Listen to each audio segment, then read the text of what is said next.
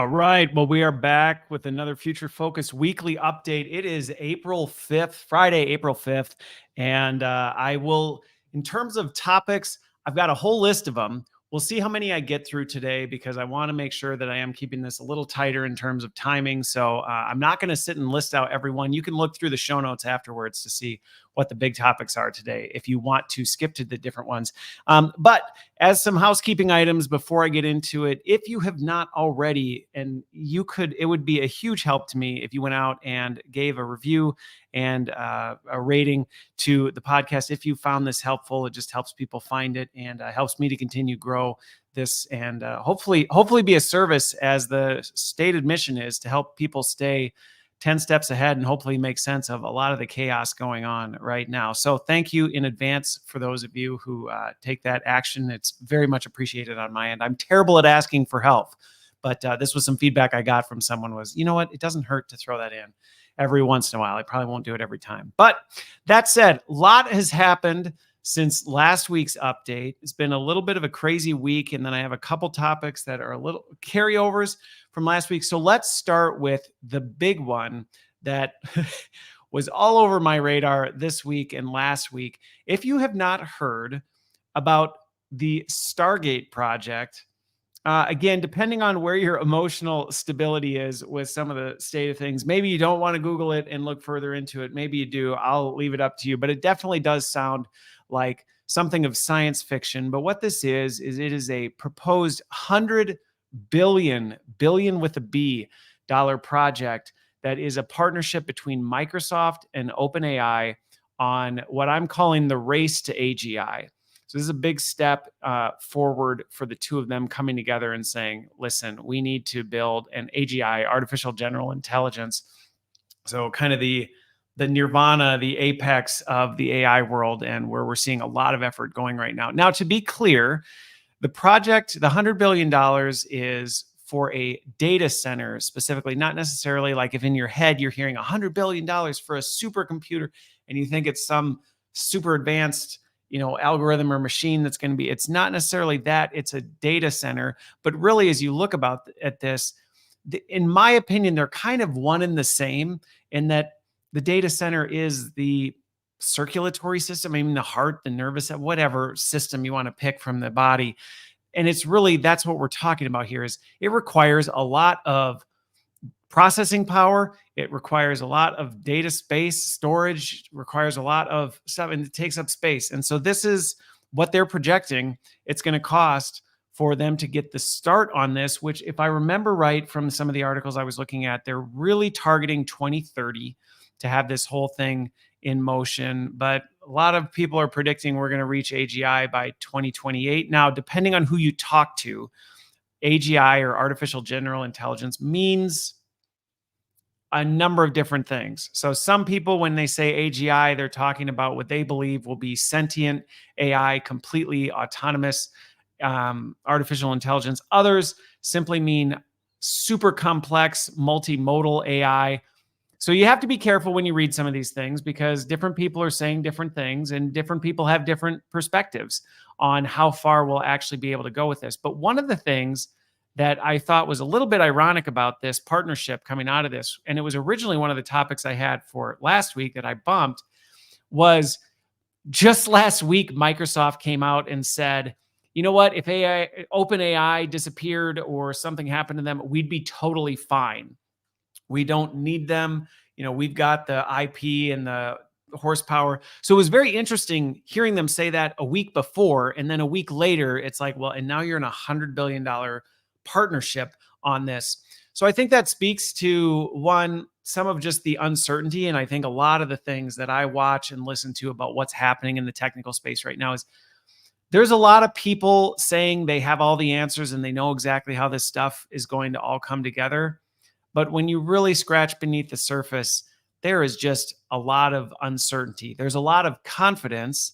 There's a lot of things that I think people know need to happen. And I think this is a proclamation of that clearly Microsoft feels so strongly about whatever it is they're going into partnership with OpenAI on, that they're willing to back it with $100 billion, which also, mind you, does make Sam Altman's proclamation that it's going to be about $3 trillion to really get where they need to go. Not that unreasonable when you think about if this one of these first steps is a $100 billion data center, you can start to see how quickly these numbers add up and why it is so expensive.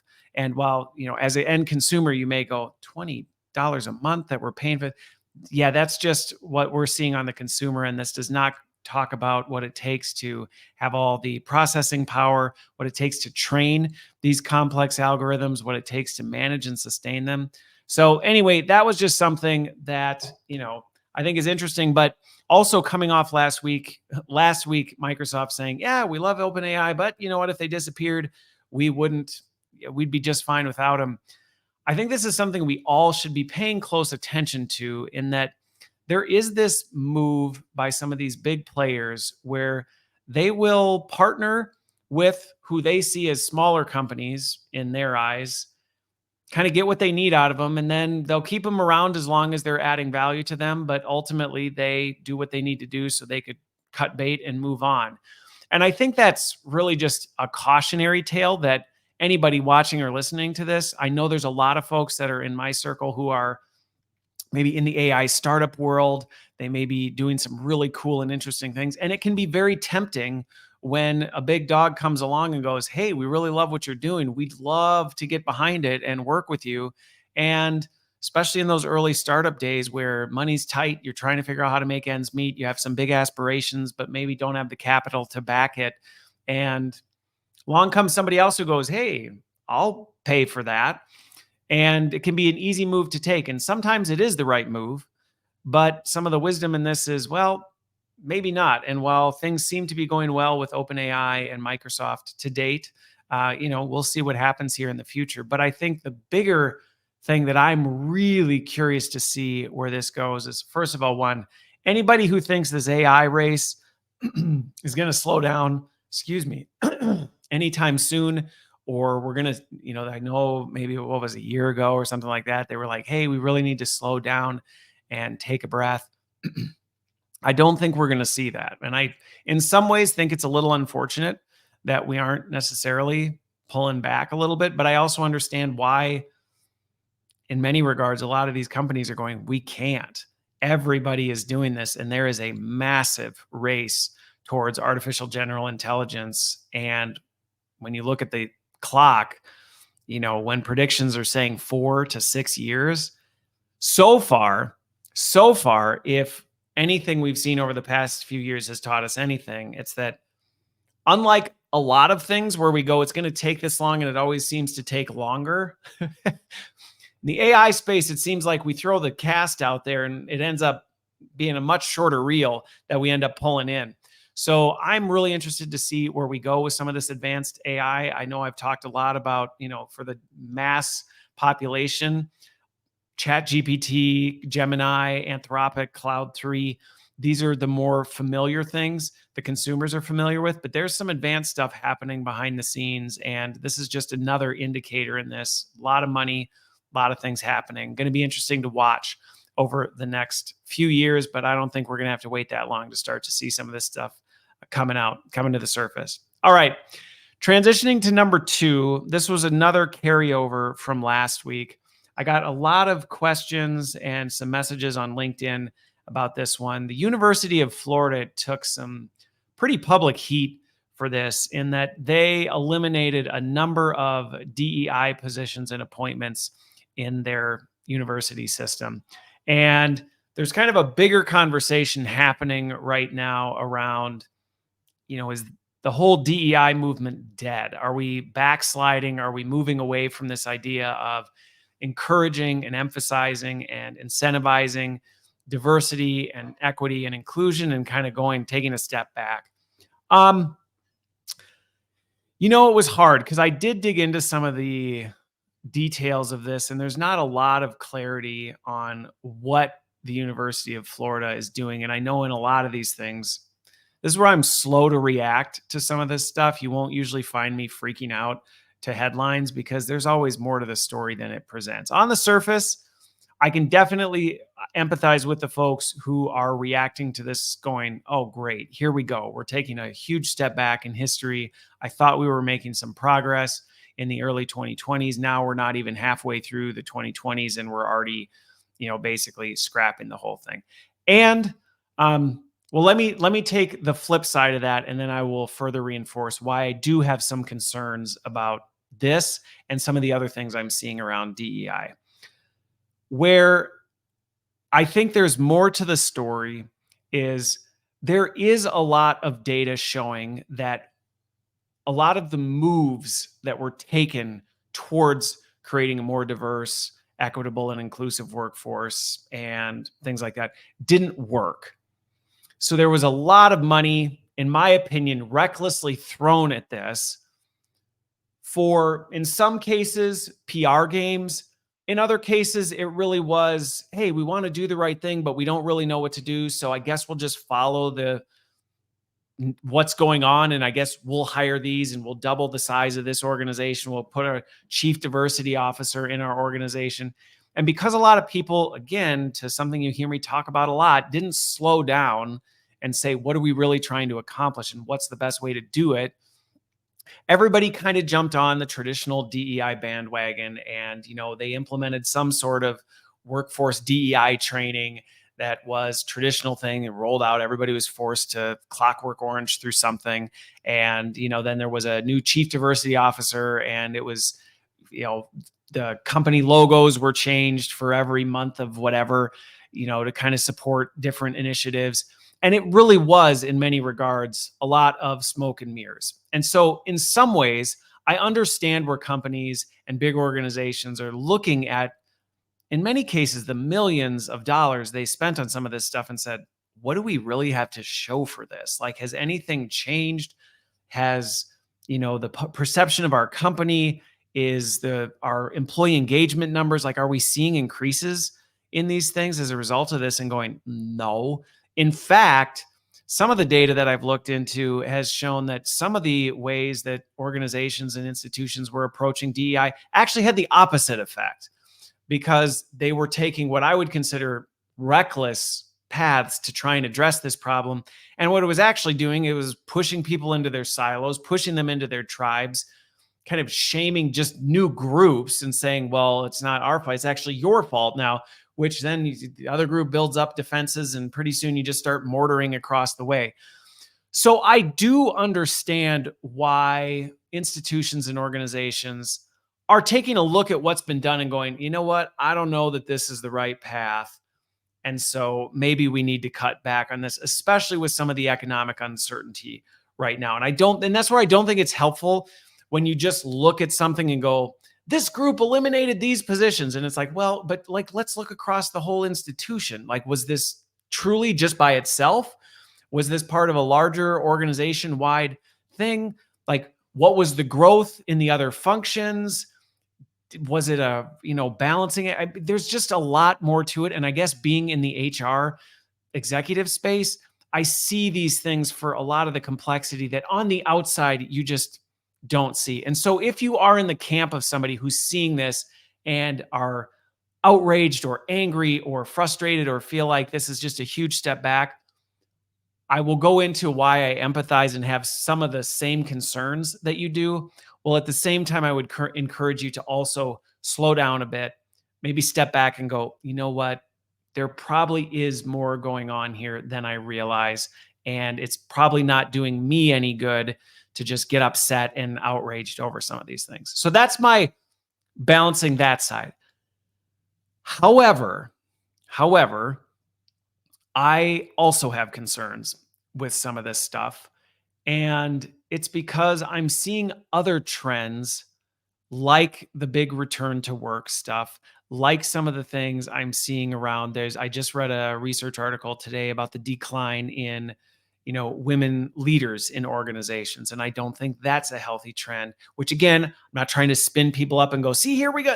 But I am seeing from multiple different perspectives, there are things that we're starting to kind of go backwards in. And one of the things that's concerning to me about this is when things get hard, which I don't think it's just me based on the conversations that I'm having with folks. We're in a really troubling season right now. It is hard. it is really hard right now. I feel like there are definitely days where I go, why are things that a couple years ago felt not that hard are just really difficult? And I have a lot of different speculations and I see a lot of different factors, but I don't know that there's just a clear answer. And I certainly don't just have an easy solution. So I see that. And I think my concern is when we run into hard times, we tend to fall back to the worst versions of ourselves. We tend to go back to, oh, this is really hard. You know what? It felt like it wasn't so hard when we were doing these other things. So maybe let's just go back to that. And that's it's like I said, I see that in the return to the office thing. That one baffles me more because the data shows it was working. And so seeing that and going, the data showed that was working, but because it was uncomfortable, we're going backwards. It does raise concern in me that it's like, well, wait a minute. So then what are we going to do when the data shows it wasn't working? And instead of going, okay, maybe that approach didn't work, but we agree fundamentally this is a good thing. How do we maybe pivot and adapt and adjust on things like this? And so, because I'm seeing this in other areas, I do have concerns that there is in some spheres a bit of an attitude that DEI was a flavor of the week. It was something that we just kind of needed to do because the cultural moment demanded it. And now we can kind of get back to the way things are supposed to be. And I think that is tragic. And if you listen or watch this and that's your attitude, I'm going to challenge you to think differently because the data shows otherwise. And while maybe the data shows that the current sphere of initiatives around DEI didn't work, the data around diversity and inclusive and equitable workforces does not. And when you get that right, people thrive, as do organizations. And so while you may be disappointed in the way you maybe approached it, do not let that have you start backpedaling on, well, maybe this thing isn't actually really valuable, because that would be similar to the return to work thing, a foolish move where you go, well, the data says 100% conclusively otherwise. So while the path you took may have failed, the destination has not failed. And you better figure out ways to find new and better ways to approach DEI if you're going to do things like, you know what, we're going to cut this out or we're going to take a different direction. You don't just say, we're just going to cut this out, take a different direction that moves you backwards. You say, the cobblestones that we laid out, yeah, they sunk in the pond. So I think we need to build a different bridge. And that, if that's what you're doing as an organization, if that's what's happening, then good for you. Good for you. Make sure you're explaining that to people. Make sure you're communicating that, because in the absence of information, people fill in the gaps with not great things. And that's where I'm seeing a lot of the reactions right now, is people freaking out because all they're seeing is cuts and eliminations in DEI. And like I said, if those things are happening because you believe that's the wrong path to be marching towards, take another look. If it's because you're taking another strategic look at the bridge that you can build to get there, then good for you, but do a better job of communicating that out there. All right. So I haven't touched on this one because, again, I wanted to talk a little, take a little time to process it. And this one's the TikTok stuff that's going on. And, there is stuff all over the map on this. And I'm trying to remember what podcast I was watching. I was watching it on YouTube. Somebody showed this clip of this person on Capitol Hill talking about how TikTok was, if it goes away, it's taking away so much from society. And it really felt like this person was trying to give their Braveheart moment. And it was like, really? Like we're talking about social media, like we're rallying the troops against freedom. And so, I have mixed feelings on this, like I do on most things. I understand some of the concerns about TikTok. I really do legitimately understand them. Quite frankly, I see a lot of really negative mental health. I see a lot of really negative behavioral things. I see a lot of really not so positive things coming from TikTok. What I don't like is this pointing the finger at TikTok as though it's the only reason for these problems. And if we somehow just eliminate TikTok, it's going to fix the problems. I especially don't like that when we have other big social media players standing behind that, where it's like, wait a minute, you're backing this, you do the same thing. Facebook, really, you're going to be on the like, yeah, let's get rid of TikTok because China, come on. You're peddling the same wares, and you're going to get on this bandwagon that, oh, they're manipulating data, they're doing all these things. Look at the negative impact of this social media on people. Come on. It's not helpful. Uh, Where I struggle with it is this balancing act of one that I've got a person coming on the show in a few weeks where we're talking about cybersecurity in much greater detail. I do have some serious questions about TikTok, their data practices, the way they're handling that data, how it's being used, how their algorithms work, some of the predatory accusations that they have, like how do they answer to those things? I'm not necessarily fully satisfied with the answers we get. Hence some of the skepticism of my thing with it is my skepticism around that isn't just with TikTok. I have the same questions about Twitter or X or Instagram, Facebook, all these other social platforms, even some of the ones that are out there going like, we're the new, the secure, whatever social platform. I'm like, come on, data is worth its weight in gold. And you're going to tell me you're altruistic? Baloney. So I think there should be something that we pursue to try and have greater governance and oversight. Should that be the federal government? That I don't know about. I've been on several podcasts talking about the need for almost a board, that acts independently and has oversight with the technical acumen that can actually look at some of these things, understand what they're doing, understand some of the complexity of this, and say, here's the risks. Here's where we're weighing in on this. And yeah, might we need the federal government to do it, but they should be taking their cues. I watch some of these videos of politicians and some of the questions they're asking, and I just go, this is not helpful to the conversation. And this is the kind of stuff that allows big tech to run circles around folks because they know they're just distracting everybody with stuff that's like, yeah, this isn't really doing anything. I'm also sensitive to the fact that there are legitimate people out there who have built careers on TikTok, and they're or people who are doing really, really important work using TikTok and helping educate people or helping get messages out there. I think information travels, and in some ways, I think this is dangerous. It travels very fast. But I even think about I cannot remember where this was, but like a person went missing, and these independent TikTok crime journalists had the biggest break in the case because they found his debit card.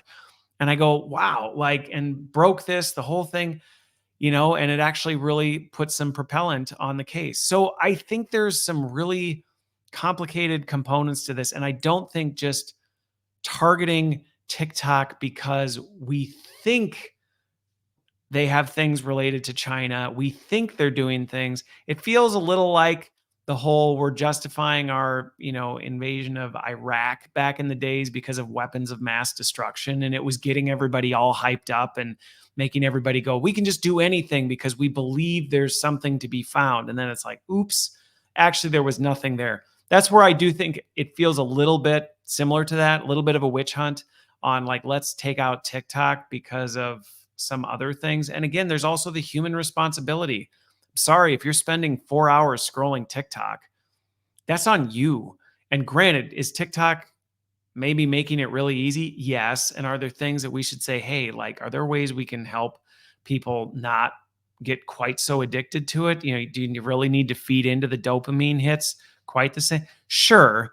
But at the same time, if you're someone who's listening to this kind of pointing your finger at social media for the bad stuff it's doing, well, you might want to look in the mirror too. And even the parents I talk to who kind of point their finger at social media for all the things, it's like, well, yeah, you're also the parent. I mean, I spend a lot of time talking with my kids about social media usage, and they don't have it right now. And I'm not saying everybody should just go say, don't have social media for your kids. I'm just saying that's a choice we made. We have open dialogues about this. We talk about the implications of these things. And so to just point the finger at big tech as the bad guy, I just think it's a disservice. So it'll be interesting to see what happens. Um, I feel like there's a lot going on with this that's just political because we're in election year. So I'll continue to watch it. I'm not, you know, planning on it going away anytime soon, especially since it's easy enough to get around with a VPN, even if they did block it. Not that I'm advocating you do that. I'll put a big parental warning up on the video. You know, not saying that NordVPN or something like that. Not saying that that's what you should do if it's something that's really important to you, but saying it's a pretty easy thing to get around if you really wanted to.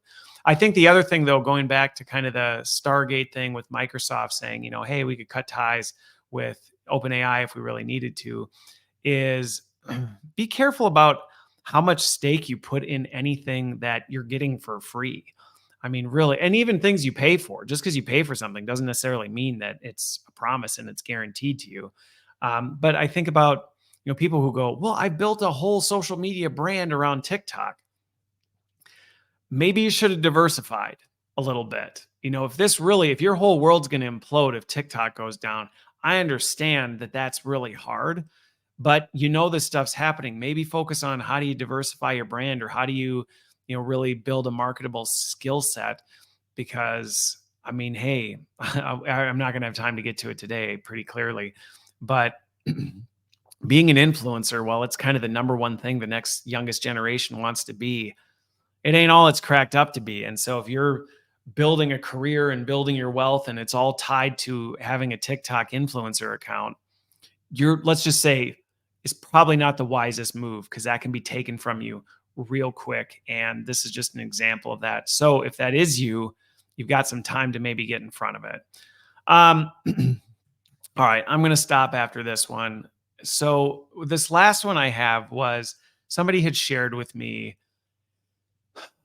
a bunch of articles, and it actually came from a number of different people, about chatbots and mental health, and how there's this rising trend of chatbots being used to support people's mental health and therapy.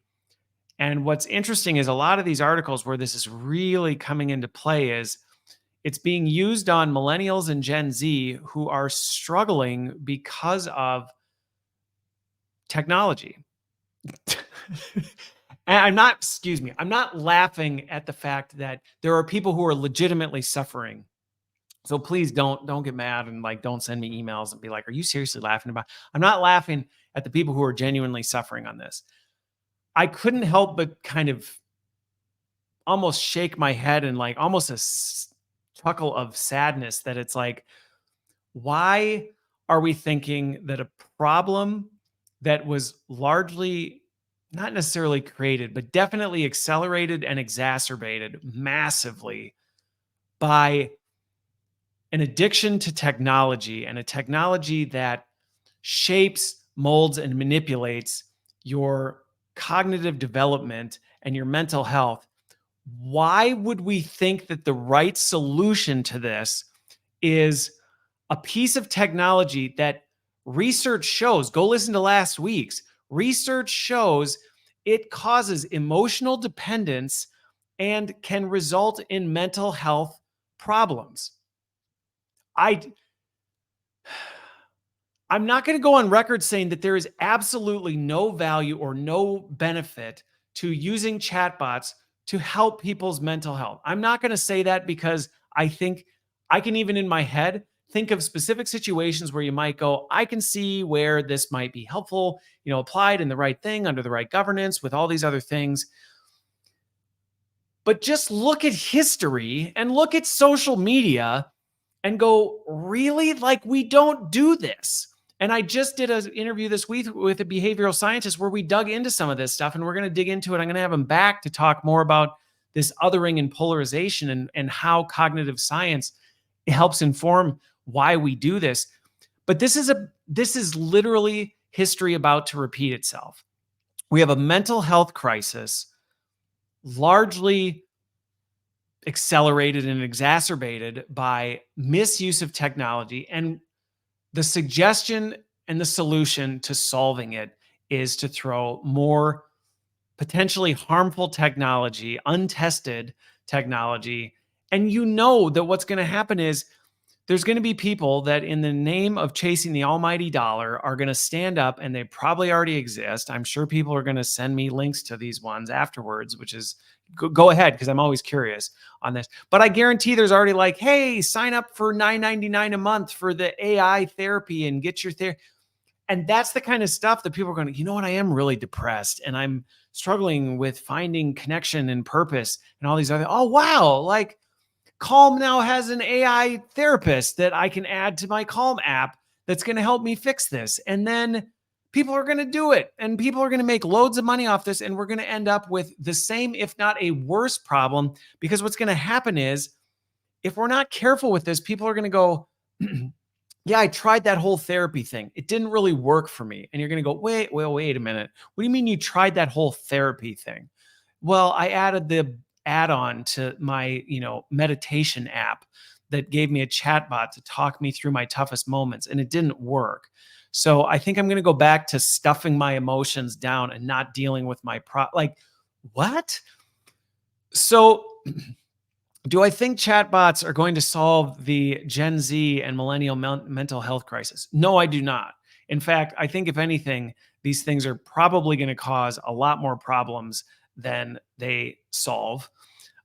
I also will not say that I think there's absolutely no benefit and we need to bring out the ban hammer, and that I don't think that's helpful either. But I think we need to do more to really look at how do we help people properly address what's going on, both from a mental health, but also just from a behavioral, from a cognitive and a behavioral standpoint. How do we help people build meaningful relationships? How do we reconnect with one another? How do we focus on vulnerability and honesty and transparency in human relationships? How do we solve some of these bigger problems at the root of it, instead of standing up an AI app that sounds like a really quick fix because we go, well, mental health, you know what helps mental health? Therapy. You know what's a heck of a lot faster and cheaper and easier than a therapist? An AI bot. Like, I'm perfect. Like, let's do that. This kind of thinking doesn't get us to healthy places. And so with this one in particular, I mean, if you're struggling and you're really finding benefit, I don't want somebody to listen to this and go, oh, I better steer clear of this. But I think you would be much better suited if you're really struggling with some mental health stuff. That's okay. I mean, I've been there and I've sought help for stuff, and that's okay. And I think if we have more people that say it's okay to not be okay, just get some help and work through it. But then also at the same time, because therapy can also become a crutch. I mean, that's the thing. Like, therapy in and of itself can also not be helpful. And then you can become dependent on that instead of actually addressing the problems that have you talking to the therapist in the first place. So I think that's where we got to think beyond just kind of the short-term solution to the bigger, more complex, nuanced problem that we're trying to tackle, and figure out, hey, how do we think of holistic solutions on this and not try and stand up some sort of AI quick fix? Because I can tell you right now, it's not going to work. It's not going to give you the results that you want. And if anything, we're going to see even bigger problems than we have already if we're not careful. So with that, rather than going long, because the next one is kind of a big one, and I've got a couple other topics already slated for next week. So with that, I'm going to wrap this one up. Hopefully this weekly update has been helpful for keeping you kind of on top of some of the latest happenings right now, but not only just what's happening, how to process the nuance and complexity behind it, how to think about them critically, because I think that, if anything, is what we need more of, is reflection, critical thinking, and intentionality. So I hope we found this helpful. Again, thanks for all of you who listen. Thanks for all of you who send stuff and share your thoughts, send the feedback. It's always helpful to know that I'm not just talking into a microphone to nobody. So thank you for that. And I hope you have a wonderful, wonderful weekend. We will see you next week.